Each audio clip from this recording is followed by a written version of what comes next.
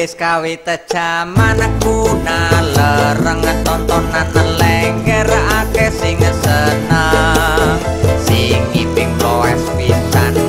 calunge nyamleng tua enom lanang wadon kawit bocah tekan kaki nini gemrutu kedemen nonton lengger Banyumas nganti ora eling anak bojo sing penting asik melu ngipi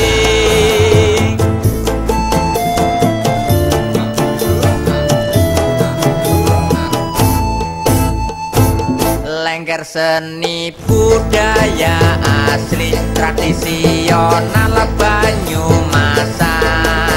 kudu diipuk-ipuk diuri-uri lalu melat kendange buket pisan sing ngiping dan luwes trampil pisan sing nonton pada jangleng semblengeren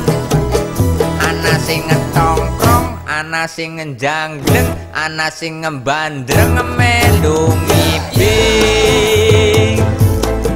cecer petan jagongi klaras lengger kesenian asli Banyumas tuku salah kenang pasar paing rasa kepenak ayo pada ngiping pitik cengger lancip jalune seni lengger jan laka padane obang abing digoreng garing sebisa ngiping mesti njaluk kemani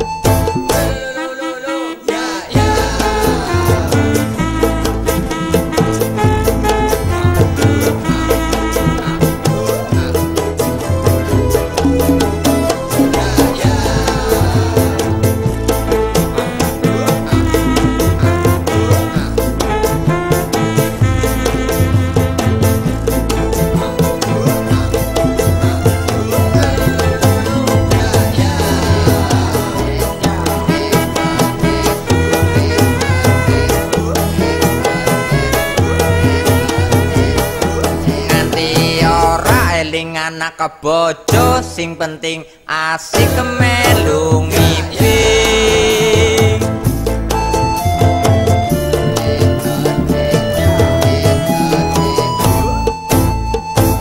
lengger seni budaya asli tradisional Banyumasan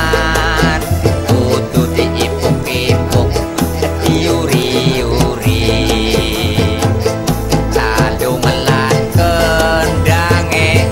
buket pisan